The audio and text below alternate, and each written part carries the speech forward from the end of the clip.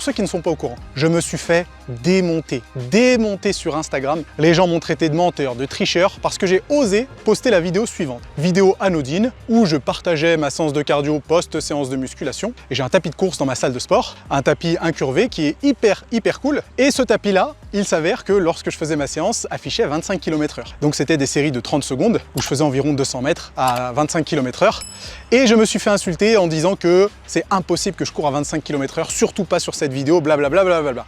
C'est-à-dire que quand j'étais petite, j'étais persuadée que ces espèces de gros tuyaux en béton qui crachent une fumée hyper blanche dans les airs, c'était les machines à fabriquer les nuages. Genre j'étais persuadée que les nuages, c'était nous, en tant qu'êtres humains, qui décidions de les fabriquer ou non, et donc du coup, de créer finalement ou pas le mauvais temps. Pour moi, personnellement, pourquoi je n'entraîne pas les gens pour les compétitions? Parce que les compétitions, ça demande toujours, dans la plupart du temps, l'utilisation des stéroïdes. J'étais un culturiste professionnel, je les ai utilisés, bien sûr, par rapport à mon travail, et je sais ce qui se passe lorsque on consomme des stéroïdes. J'ai posté une deuxième vidéo où je montrais l'écran du tapis de course, mais toujours les mêmes accusations. Quoi de mieux pour vérifier si effectivement je peux faire les 200 mètres en à peu près 30 secondes, ce qui équivaut à 25 km/h, que de tester sur une piste de course. Je suis sur une piste d'athlétisme qui se trouve dans le 9e arrondissement de Lyon. Je vous mets l'adresse quelque part sur l'écran pour ceux qui auraient envie de vérifier si la piste fait bien 400 mètres. La piste fait 400 mètres, je vais faire des moitiés de piste et chronométrer tout ça pour voir si jamais je réussis à atteindre les 25 km/h.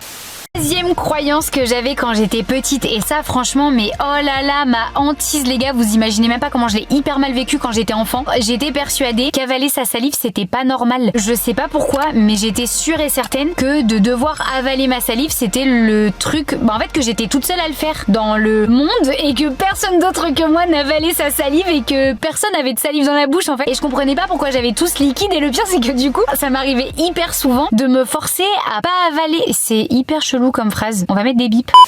Mais voilà, j'ai fait ma première cure de tuerie en juin dernier avec un dosage. Il me donne le dosage, après il s'est retrouvé en train de ne plus bonder. Nassim Saïli qui essaye de s'accrocher, on sent les 97 kilos qu'il faut essayer de bouger au maximum, la foulée est devenue un petit peu plus lente. Je ne crois pas qu'on arrivera à faire en dessous de 29 secondes, peut-être 29 secondes sur ce deuxième 200 mètres. On arrive à la fin du virage, attention il reste quelques secondes, et 29 secondes et un dixième, c'est complété. On passe juste en dessous de la barre des 25 km/h avec une moyenne de 24,8 km/h. C'est encourageant, mais on sent que les performances commencent à descendre. Je doute que Nassim Saïli arrive à tenir ce rythme sur les 5 200 mètres. Je suis même certain qu'il n'arrivera pas à tenir ce rythme sur les 5 200 mètres. Mais en tout cas, le contrat est rempli pour les deux premiers.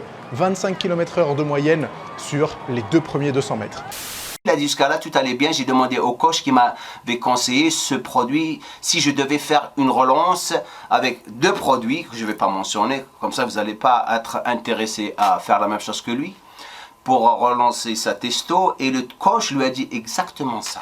Il m'a dit, ça ne sert à rien, ça ne te dérègle pas tes hormones, ce n'est pas de la testo. Alors que c'est complètement faux. À chaque fois que vous allez consommer une substance extérieure chimique qui n'est pas produite par votre corps, ça va dérégler complètement vos hormones.